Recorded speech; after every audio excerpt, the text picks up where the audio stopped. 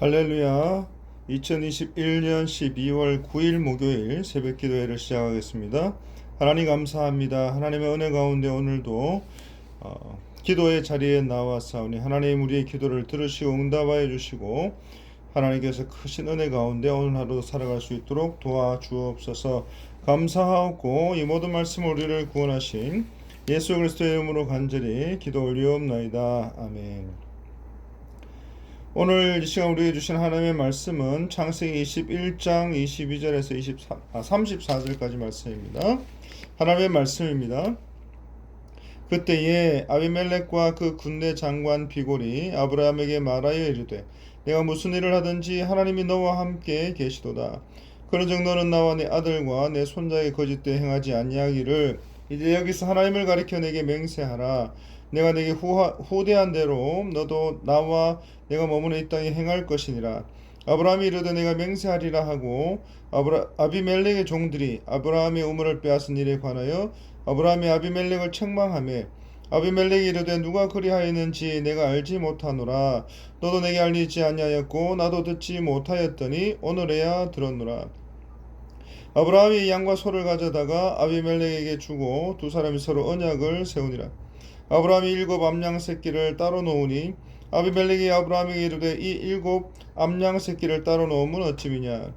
아브라함이 이르되 너는 내 손에서 이 암양 새끼 7을 받아 내가 이 우물판 증거를 삼으라 하고 두 사람이 거기서 서로 맹세하였으므로 그곳을 부엘세바라 이름하였더라. 그들이 부엘세바에서 언약을 세우매 아비멜렉과 그 군대 장관 비고는 떠나 블레셋 사람의 땅으로 돌아갔고 아브라함은 부엘세바에 에셀나무를 심고 거기서 영원하신 여호와의 이름을 불렀으며 그가 블레셋 사람의 땅에서 여러 날을 지내더라. 아멘. 창세기 20장에서 아비멜렉은 아브라함의 말만 듣고 사라를 취하려다가 하나님의 경고하심을 듣게 됩니다. 그리고 21장에서 아브라함은 아비멜렉과 함께 부엘세바에서 상호 불가침과 화친 조약을 맺게 됩니다. 가나안에서 아브라함의 세력이 날로 확장되어 가자 가나안 블레셋 땅에서 막강한 세력을 지닌 그랄 왕 아비멜렉이 먼저 화친을 제안하게 된 것입니다. 그래서 31절에 아브라함이 이 화친 제안에 응하게 되고 또 상호 화친 언약이 체결이 되게 된 것입니다. 그런데 이때까지만 해도 가나안 땅의 이주민이고 유랑자에 불과했던 아브라함이 이처럼 주변의 강대한 세력들이 두려워할 정도로 급성장하게 된 것은 오직 창세기 12장에 기록된 말씀처럼 하나님의 언약의 말씀을 따라서 아브라함을 창대케 하신 하나님의 도우심과 보호하심의 섭리 때문인 것입니다. 그리고 이와 같은 사실들은 이방인인 아비멜렉의 입을 통해서 증거가 되고 있습니다. 약자에 대한 강자의 침략이나 약탈이 빈번했던 그런 당시에 이처럼 부족들과 상호 화친 동맹을 맺게 되므로 이제 아브라함은 이 가나안 땅에서 그의 삶의 터를 더 공고하게 다져나갈 수가 있게 된 것입니다. 그런 가운데 이 너는 나와 내 아들과 내 손자에게 라고 이야기하고 있습니다. 이 말은 이번에 체결하게 될 동맹 관계라고 하는 것이 아브라함과 아비멜렉에게만 국한되는 것이 아니라 자자손손 계속해서 지속되기를 바라는 마음에서 이와 같은 제안을 하고 화친 조약을 맺게 된 것입니다. 결국 이것은 아비멜렉이라고 하는 이 사람이 아브라함의 번성함과 강대함을 보면서 이렇게 될 수가 있게 된 하나님의 능력과 하나님의 은혜와 하나님의 살아계심을 의식하고 또 깨닫고 이 아브라함에게 이런 큰 제안을 하게 되었다라고 하는 것입니다. 그래서 하나님이 함께 하시는 그 사람에게는 누구도 감히 범접할 수 없는 큰 권위와 힘을 지니게 된다라고 하는 것을 우리는 깨닫게 되는 것입니다. 그러면서 거짓되이 행하지 아니하기를 이제 여기서 하나님을 가리켜 내게 맹세하라고 했습니다. 하나님께서 함께 하시는 그 아브라함을 두려워하게 된 아비멜렉이 이 아브라함과 더불어서 상호 우호 조약을 체결할 것을 요구하게 된 것입니다. 그리고 여기에서 맹세라고 하는 말은 일곱을 가리키는 단어에서 파생되었기 때문에 절대적으로 완전함 그리고 불변함 이런 것들을 상징하는 단어입니다. 그래서 이 맹세라고 할 때에 당시에 근동 지방의 유목민이나 아랍인들은 맹세를 하게 될 때에 7번 제사를 드리거나 또 혹은 증인을 7명 세우는 풍습이 있어 왔던 것입니다. 그런 가운데 23절 아비멜렉이 거짓되이 행하지 말라라고 다짐을 하고 있습니다. 그리고 이 다짐은 아마도 과거에 창세기 20장에서 사라를 자신의 누이라고 속인 아브라함에게 그것을 다시 한번 다짐하고 있는 것입니다. 그러면서 내가 내게 후대한 대로 이 아비멜렉은 사라를 취하려고 했던 그 사건 직후에 아브라함을 징벌하기나 또 여러가지 모양으로 제재를 가하기는커녕 이 아브라함에게 후한 선물로 대접한 사실을 두고 이렇게 이야기하고 있는 것입니다. 그래서 아브라함은 이 아비멜렉이 하나님을 경외하고 또 양심적인 사람인 것을 알았기 때문에 공식적인 우호 조약 체결에 앞서서 이 아비멜렉이 이야기하는 것들을 다 수락을 하게 된 것입니다. 사랑하는 성도 여러분, 이처럼 신앙이라고 하는 것은 이웃에게 배타적인 것뿐만이 아니라 화평하는 그런 삶을 보이고 있는 것을 우리는 깨닫게 됩니다. 그리고 이 모든 것들은 하나님께서 이 아브라함에게 약속하신 그 언약의 말씀들이 점진적으로 또 완전하게 성취되어 가고 있다는 것을 우리에게 보여주고 있는 말씀인 것입니다. 그래서 하나님의 약속대로 장차 아브라함의 후손들이 이 가나안 땅의 주역으로 등장하게 될 것이라는 사실을 예견하고 있는 것입니다.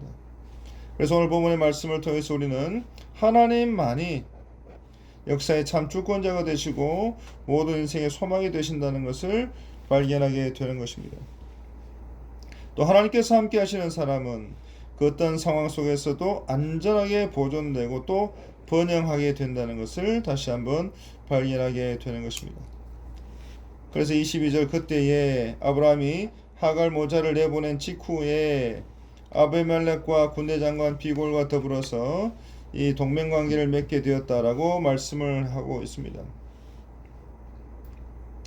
그래서 점차 강성해 가던 아브라함과의 동맹관계를 맺고 서로 불가침 조약과 또 서로를 인정하는 그런 계약을 또 그런 언약을 하게 된 것입니다. 그러면서 22절 하반절에 이르되 내가 무슨 일을 하든지 하나님이 너와 함께 계시도다 라고 말씀하고 있습니다. 이러한 고백이 바로 이러한 말들이 바로 저와 여러분들의 주변에 믿지 않는 사람들 또 주변의 공동체에 다른 여러 어떤 사람일지라도 내가 무슨 일을 하든지 하나님께서 너와 함께 계신다라고 하는 이 고백이 저와 여러분들 향한 고백이 될 수 있기를 간절히 바라는 것입니다. 그리고 아비멜렉이 이삭의 출생이나 아브라함의 부유함에 대해서 이미 듣고 있었다라는 것을 우리는 다시 한번 깨닫게 됩니다. 또 아비멜렉이 사라를 취하려고 했던 그 사건 이후에 계속해서 아브라함과 아비멜렉은 어떤 친밀한 관계를 유지하고 있었다는 것을 우리는 깨닫게 됩니다. 그러면서 23절에 이제 여기서 하나님을 가리켜 내게 맹세하라 했습니다. 또 내가 내게 후대한 대로 너도 나와 내게 머무는 이 땅에 행할 것이다 라고 했습니다. 그러면서 25절에 우물을 빼앗은 일을 이야기를 합니다. 아브라함이 우호 조약을 맺기에 앞서서 우물의 소유권 문제를 제기한 그 이유는 무엇이냐면 이 당시에 이 지역에서 일어나는 모든 분쟁의 대부분의 문제들이 다 이 물과 관련되어 있고 그 물이 그만큼 중요하기 때문에 그렇습니다. 그래서 이처럼 이 우물의 소유권을 분명하게 하지 않은 채로 맺게 되면 이 우호 조약을 언제든지 쉽게 파기되고 또 여러 가지 분쟁의 소지가 되기 때문에 그렇습니다. 그래서 이 아브라함은 이 아비멜렉과 함께 이 우물 문제에 대해서 다시 한번 따지고 확인하게 됩니다. 그래서 25절에 아브라함이 아비멜렉을 책망했다 했습니다. 이 말은 꾸짖는다는 표현이 아니라 따져서 묻는다라고 하는 말씀입니다. 그래서 아브라함은 아비멜렉의 종들이 자신의 우물을 강제로 빼앗은 일에 대해서 따져 묻고 있습니다. 이처럼 아비멜렉의 종들은 그들의 영토에 살고 있던 아브라함에게 기득권을 행사했을 것이 물론이고, 또 아비멜렉은 이런 사실들에 대해서 전혀 알지 못한 상황 가운데에 이 같은 일이 벌어졌을 것입니다. 그런 가운데 27절, 아브라함이 양과 소를 가져다가 아비멜렉에게 주었다고 했습니다. 또 이 두 사람이 서로 언약을 세웠다고 했습니다. 그래서 아브라함이 조약 체결을 위해서 계약 당사자에게 예물을 주는 장면이 언급되고 있습니다. 이처럼 이 당시에 계약 당사자들이 서로의 예물을 교환하는 것이 당시에나 오늘이나 일반적인 관례였던 것입니다.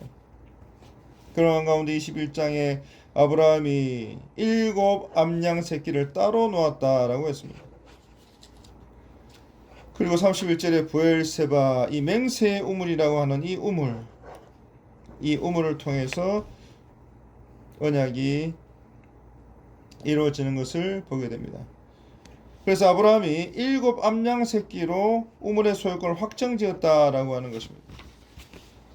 그리고 이 부엘세바라고 하는 곳은 헤브론 남방에 45km 정도 지점에 위치한 고도 오래된 도시로, 이 부엘세바에서 당시 우물들로 보이는 여러 가지 흔적들이 발굴된 것을 보면 이 역사적인 사건들, 성경에 기록된 이 내용들이 참 사실이다라는 것을 우리는 다시 한번 발견하게 되는 것입니다.